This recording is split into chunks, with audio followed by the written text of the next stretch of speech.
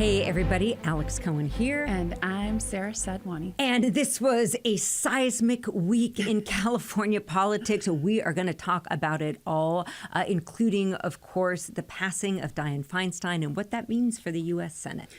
Absolutely. And the passing of Dianne Feinstein has largely been overshadowed by some chaos in the House, with Speaker Kevin McCarthy, SoCal native, being ousted as Speaker. Yes. And, kind of forgot that this whole week kind of began with President Trump, former President Trump, here in Southern California. We're going to talk about what his presence means for the future of the California GOP. So here we go. We're going to start off on a somewhat somber note. The passing of Senator Dianne Feinstein, the Senate's longest running female senator, a truly extraordinary career. I spent my journalism career began actually in the Bay Area. So I got a lot of big feels around the senator and just thinking about her long legacy. What stands out to you, Sara, about her life and work? You know, I actually have a different perspective on that because my political career in California started here in Southern California working on immigration reform. And DiFi was a tough cookie when it came to immigration reform. Yeah. She always took a very moderate approach. We used to send out folks to go protest her at her offices. So I always think of her in that light as the moderate that she was. Yep. And that she really stuck to throughout her entire career, this true belief in a bipartisan approach, even as the House and Senate was moving towards this extreme polarization that we see today. Yeah, absolutely. I mean, certainly she pissed people off on both sides of the aisle and kind of didn't care. I always remember reading something recently about how someone was angry at her and yelling about, like, why didn't you vote for the Green New Deal? She's like, you didn't vote for me. Why would I? You know, and like that bristly and just the personal stories. We were talking about, we both listened to this week a really great interview that we encourage y'all to check out on the podcast Political Breakdown. Marissa Lagos and Scott Schaefer up in KQED. They interviewed her, and like Scott kept kind of poking her about, like, you're this wealthy Pacific Heights whatever, and finally you could just hear the exasperation, like, what are you pushing here with these style questions? She was a total bully. Well, a tough cookie. Yeah, a tough cookie. And I think you have to be, right? Considering everything that she went through. That's right. And I am thinking, too, about, I think in this culture, we remember the most recent thing, and I think right now a lot of people are thinking about, the fact that she didn't leave when so many were calling for her resignation, the fact that she was literally voting on the House floor the day before she died at age 90, which is kind of extraordinary. But then you kind of forget the earlier parts of her career. The long trajectory. Right? Yeah, like she ran for plenty of offices. She ran for governor of California against Pete Wilson. She served as mayor of San Francisco for 3 terms. I mean, that's incredible, even to think about it today. Yeah. And that part never left her. I was talking with Marissa earlier this week, and she mentioned that I thought this was hilarious, that whenever she would fly back into town from D.C., city services would clean the side of the runway that was on her side of the plane because they knew that if they didn't, they would get a call from the plane.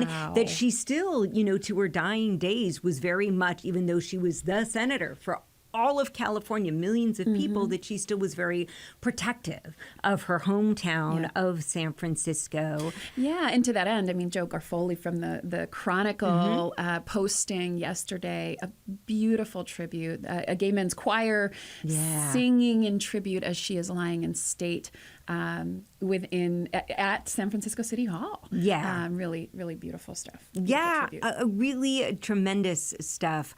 I'm thinking about the fact too that one of the things I think her career reveals is how much, I think sometimes we think, a politician's career is defined by that person's ambitions and strategy. Sometimes it's just right time, right place, wrong time, wrong place. And the fact that she was there when George Moscone and Harvey Milk were assassinated, that she literally, I believe it was George Moscone that she had, it was like her finger went through the hole in his wrist, and how the way she reacted in that moment of crisis, that calm, steady approach. And this infamous video of her coming out to share this news with the world. Right. Like, and who would have thunk? And so I think now we see, and we'll talk in a few moments about the appointments to replace her, or people who, you know, even when we talk about like LA City Ethics Commission appointments and who gets in and who doesn't, and we might think, oh, it's this small commission, whatever. Sometimes those little moments or those twists and turns of events can make or break a political career. Yeah. And I think that is really fascinating too. Right. That's right. Absolutely. But I also want to talk about the fact that this news broke before 6 o'clock in the morning on a Friday, as we were just coming off the heels of the debate. We were getting ready for the GOP convention. Yep. Government is facing a shutdown. I mean, it was all the stuff going on at once. And this was kind of the most expected, unexpected turn of events. Right. No one, everyone had in the back of their mind that Senator Feinstein's not doing well. Her health has been declining for quite some time. Of course, this year she suffered from shingles and made this tremendous return back to the Senate where she really did not look too good. Yeah. A lot of concern about her health. So it didn't come as a shocking surprise that she had passed. No. But no one was expecting it that morning, right? And what that led to, ladies and gentlemen, it's time for our regular segment. What's the word, Sarah? The word is chaos. Chaos. I mean, how many times have we heard that word this week on the House floor with the vote to oust Kevin McCarthy? And I think probably even in the debates last week.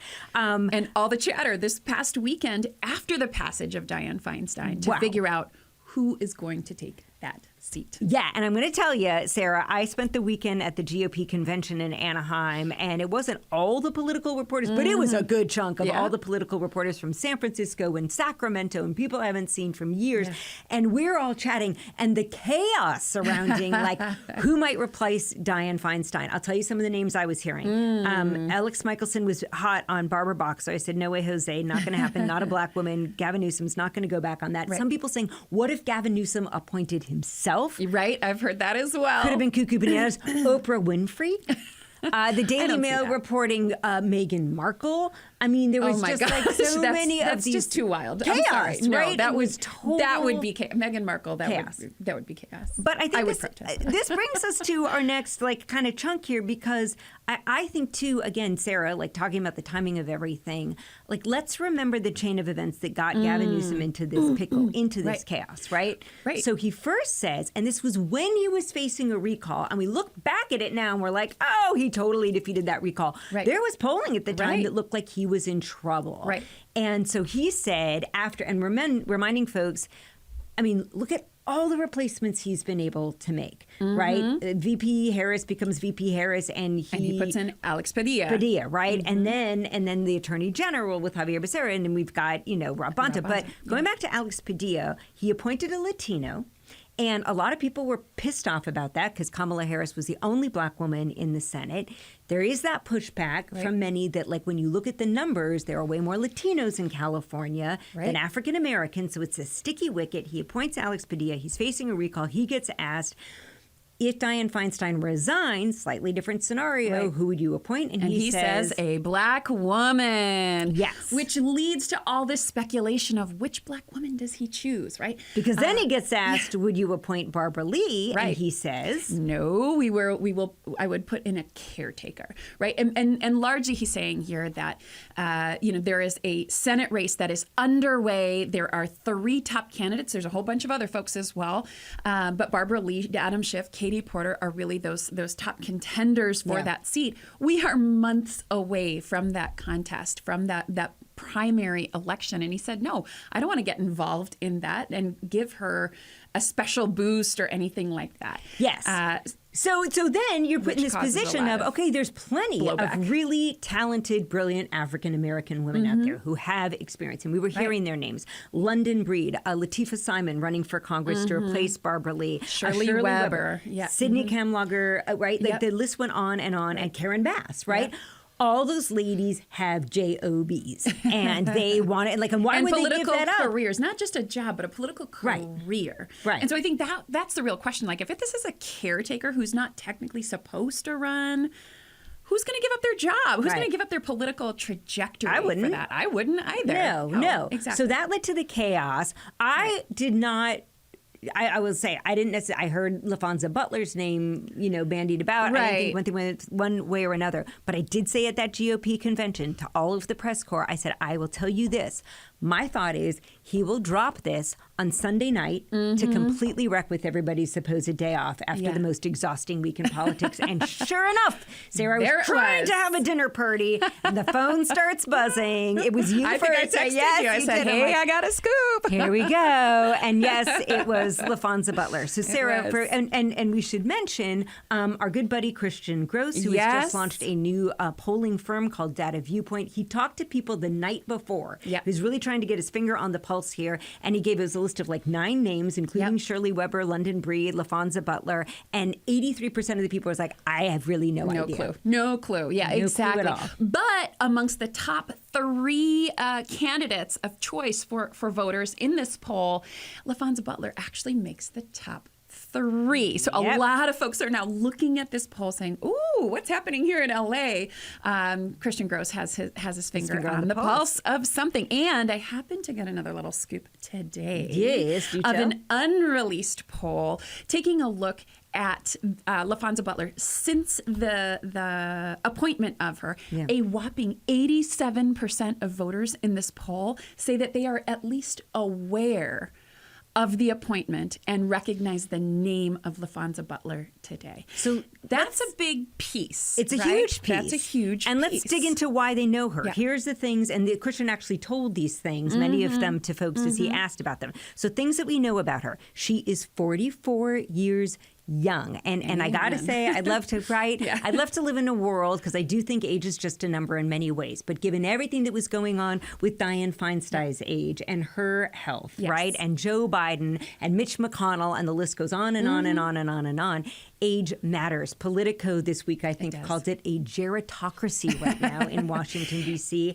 And I think there's younger voters there who are hungering for someone a little bit different, new, and young. Exactly. And when I have talked with students, my unauthorized poll, my students will often say, including students of color, saying, hey, Barbara Lee, she's really cool, but like she's the age of my grandma. And can we not have someone younger, please? We've had Dianne Feinstein this entire time, and we want someone who reflects our values and understands us. And I think someone like a Laphonza Butler, who is a very accomplished Black woman, who is an out lesbian. First person of color out in the Senate ever. Exactly. I think that's one of those demographics that really speaks to younger voters for sure. You are not alone. I spoke about this with Marissa Lagos of KQED, and she brought up a point that I just hadn't really thought about. Let's take a listen. I mean, I said to my kids this week, we have 2 senators now with children your age. Like, what a sea change from a couple years ago, I mean, and to people that feel like identity politics don't matter, I just would push back on the idea that everything we do and everything public servants do in the public is informed by their personal experience. The same way Dianne Feinstein's long personal history informed the way she came to the Senate Judiciary, Committee, or sat in those meetings with the CIA, is the same way that Laphonza Butler's experience growing up as a Black girl in Mississippi, seeing a mother who was a caregiver who had to work multiple jobs while she took care of her ailing father because we don't have a healthcare safety net. I mean, those are all things that will inform the way she governs as well.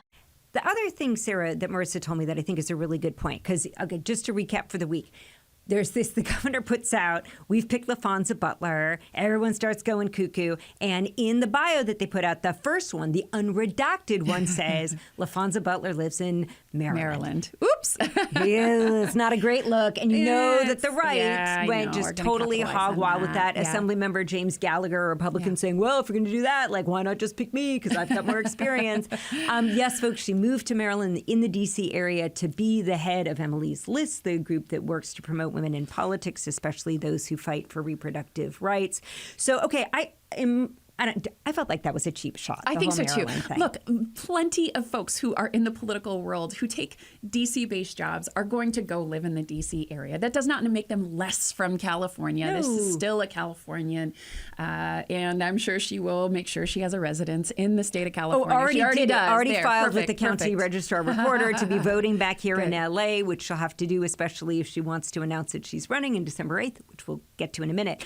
But Marissa made another really good point. Like, one of the things that Laphonza Butler did as the head of SEIU is work to get that minimum wage to $15. And she said, look, if you're able to do that, trust me, you've got a lot more political experience than a lot of elected officials. Absolutely. The other thing Laphonza Butler got dinged for from the left was, she comes also from this lobbying background, right? That political machine that's behind Gavin Newsom and Rob Bonta. And Laphonza Butler did some work with Uber and Airbnb. And I feel like it's the old vaudeville crowd. Like, the audience hears Uber, boo, tomato, hiss. See, Airbnb. what I hear when I hear Uber and Airbnb is, oh, they can support your campaign. So I mean, for me, I look at it in a very different way. If she wants to launch a campaign, which she has not made any clear-cut comments about whether or not she is going to run in this March primary, what I see is someone who has access to capital, because that's going to be the key piece is, can you come in and play ball with an Adam Schiff who already has $30 million. He's saying. But here's the thing, too, that again, Marissa's point, I don't want to steal it, but I think it's a really good one, is that, what is the number one complaint? Like, I was just having a conversation today, about AI and how freaking terrifying that is in so many ways. And we hear all the time in Congress that we need to figure out how to regulate and deal with technology. But folks in Congress, they don't know how to, log out of their computers. I didn't want to even you know what I mean? Some really basic knowing tech Google stuff. Docs. Knowing Google Docs, right? Do you have a Snapchat account and know how to use it, right? And the fact that Laphonza Butler has been in this world and knows this world, maybe actually there'd be someone on the Hill who understands the technology and can help you regulate it. I think it'll be really interesting to see. So many eyes are going to be watching her and seeing what she does. But the other thing, Sarah, that you bring up with will she run for this, I think we got to explain to folks, because it's dizzying. Now that Dianne Feinstein is passed, there will be not one, not two, not three. Ladies and gentlemen, talk about chaos. The number is 4 elections next year for the seat. There's going to be 2 in March. One to figure out who should fill out the rest of DiFi's term until January 2025. And then the other to figure out who picks up the baton come January 2025. And then you have that same election come November. So it's a lot of elections, a lot of money and support that and not a lot of energy and stamina. And Laphonza Butler has until December 8th to figure out whether or not she's going to do it. Sarah, do you think she will run? I think we should just make a bet right now. I think she's going to run. I think she is, too. I think she is, too. I think she's going to run. And I think she's going to blow things out of the water. I think she's, too. And the other vibe that it's giving me, I have to say, when I started, and I watched Barbara Lee. Barbara Lee is, I have to say, hats off to her, has been incredibly gracious and poised and composed as the press has gone after her. So what do you think of this? And Governor Newsom said he wasn't going to, influence the race at all. And then he didn't tell Laphonza Butler that she couldn't run. And what does that mean? And she's been so composed on this. And you got to think, with the Congressional Black Caucus, who's been very much in support of Barbara Lee and everything that's up, there's got to be some tension right now within the Black political community here in California. And what it reminds me of, Sarah, is when Black Lives Matter first got its start about 10 years ago, and folks might recall, they were literally shutting down the freeway in protest. And I remember a conversation that I had with some older Black activists and some younger members of BLM, and the older Black activists were having none of it. We do not. We sit in the front of the bus, we drink from the water fountain, we do not shut down the freeway. This is not how we've done it, and we're not going to start doing this now. And all these young BLM activists being like, sorry, guys, we're in a different, y'all are using pagers, and we've got iPhones. And times have changed. And I wonder if this appointment and whatever ensues will kind of spark some tension within the Black a little bit of chaos. Not chaos necessarily, but some difficult decisions. Difficult conversations. I think that's right. I think it's also going to spark some conversations amongst female voters as well. You now have the president of Emily's List serving in the seat. And you have Katie Porter as well. So, when I think about the California electorate, there's a lot of different pieces I think about, right? I think the working class component and the labor component of California. Sure. You know, she's gonna bring it, being an SEIU organizer from back in the day. She's also going to be having a lot of wealthy white women who make up an important part of the California electorate be scratching their heads and having to make some difficult decisions between, you know, Katie Porter, who has been a darling of this voter bloc, and now taking a closer look at Laphonza Butler, you know. And I think the other piece we often fail to forget about California is we have plenty of conservative areas throughout the state, really red areas, in fact. And so when it comes to a general election, if we get to a place where we have 2 Democrats on the ballot, that's where some of that plays out, right? Who do those Republicans go and support? I think Adam Schiff is probably a really good contender for picking up some of those votes. Except for, I mean, think about his role as chief antagonizer of Donald Trump, and especially if in November Donald Trump is the name on the ballot, which we'll get to. Right. I think he's going to be. I don't know. Or do you just not even? I see a lot of people not even voting. They in that may race, not even like, vote in it. But let's be honest that Laphonza Butler, we don't know a whole lot about how she is going to govern yet. But she is coming out of this political family, if you will, of Gavin Newsom, of Rob Bonta, which is, to me, at the national level, a little bit more moderate, actually, in comparison to, say, a Barbara Lee. So some of those pieces, I think, are going to play out. We'll have to see how folks are positioning themselves throughout the next couple of months. And, of course, I can't wait to find out if she makes any statements about whether or not she'll actually run. Absolutely. All right, you talked about those red parts of the state. Segue to just when you thought no more crazy news could happen, let's talk for a minute about Tuesday and the ouster of Kevin McCarthy. You mean stealing Laphonza Butler's thunder? I guess. This is like her big moment. That both were happening simultaneously. And they're happening simultaneously. And I'm just like, wow, this is wild. Must-see TV. It really is. So Kevin McCarthy loses his position as my buddy who's appeared on this podcast before, Anaheim Dudsmore, said, you dance with the devil, you're going to get... and I think that's what we saw. Like, you made too many compromises, and look what that led to. Sara, what do you think this means for the GOP and for Kevin McCarthy? You know, I think, first of all, let's stop and just acknowledge the historic moment that this is. And this is the first time ever that this has happened. Nobody running Congress. That no one is running Congress, that we are without a speaker. So this is just mind-boggling.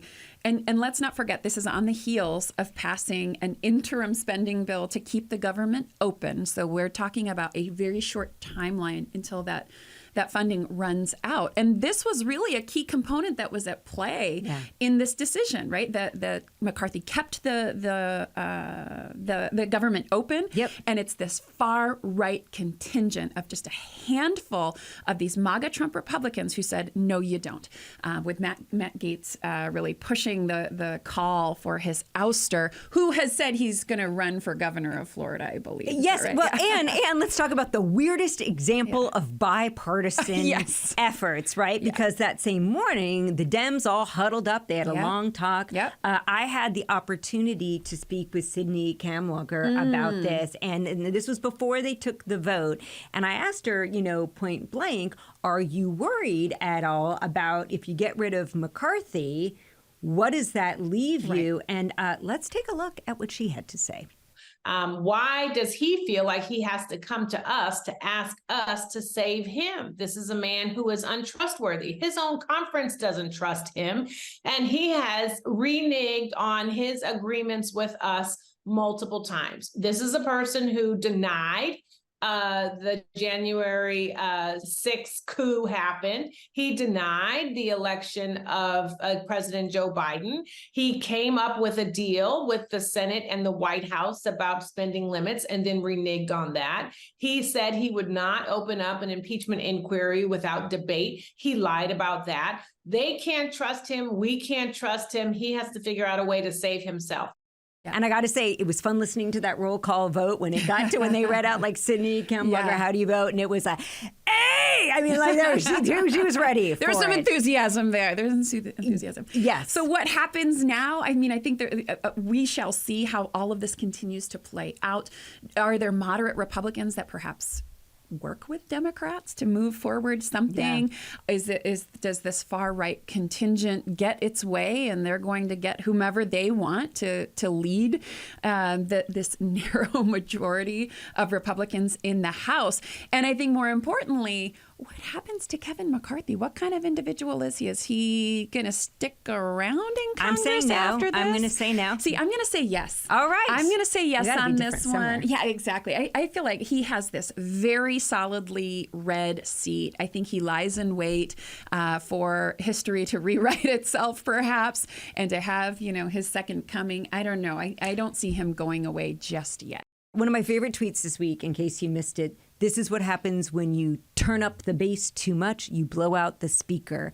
There were some really great Kevin McCarthy tweets this week. Yeah. But what you didn't hear from, and I think it was one of the Pod Save guys, that my Kevin is now no one's Kevin. Right. And okay, so Kevin McCarthy put so many of his eggs in the basket of Donald Trump, who I do want to just close out here by talking about a bit, because Trump has long had such a love-hate relationship with California. Yeah. But we are a huge ATM. We do have these new rolls where you get 69 delegates if you get more than 50% of the vote in the primary. And I have to say, after seeing Trump speak what was that Anaheim, like?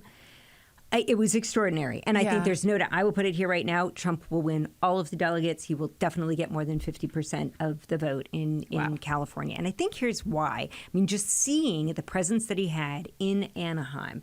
As I pulled up to the convention, there were people literally lined up in the streets. People had no tickets to see him. They just came out to show how excited they were that he was coming to town. Inside the Anaheim Convention Center, the Marriott Convention Center, it was like a Taylor Swift show. Oh my gosh. I mean, like the crazy lines to get through, security, the merch booths, like people just shelling out $300 for an FJB or a Trump sequin purse. And I think, in an era where politics sometimes is just overwhelming and not fun and icky, people were having fun. Yeah. And whereas other candidates like Ron DeSantis and Tim Scott spoke, and Vivek Ramaswamy spoke for 30 minutes and could barely get the crowd into it, Trump had people on the hooks 90 minutes, 90 solid minutes. If California, you're a dumping ground. California, you suck. California, people in Beverly Hills can't take showers and they smell bad. And it's that dynamic that's going to play out also in that general election Senate race as well, just to bring it back to that, right? That's that kind of contingent that you have to also still be thinking about when we have these statewide ballots, right? Because the love for Trump that you're describing, that's real. People feel it. They absolutely do feel it. My big question, and I hope we can talk about this more because there was so much more that happened this weekend, is, and I asked this to a lot of Republicans, is this the Republican Party now, or is this the party of Donald Trump? Because as I saw it, that is now the party of one man, which is great if your man becomes president. And not so great if he's in jail. Can he be in jail and be president? Who knows? But it's like, remember, Sarah, there was those stories of the people who mortgaged their house and took all of their money and they put it on red or black or whatever it was. Yeah. This is what this moment reminds me of for the GOP. They have mortgaged everything. They put it on one spot. If they win, it is beautiful chaos. If they lose, I don't know what that means. Right. If you've got thoughts, we would love to hear them. We are on social media. I'm at Alex Cohen in LA. I'm at Sara Sadhwani. And who knows what sort of chaos we'll be able to talk about next week. We hope you join us then. The Inside the Issues podcast is a Spectrum News One production. Crystal Goss is our producer. Nathaniel Leathers is our editor. The executive in charge of production is Jeff Shore.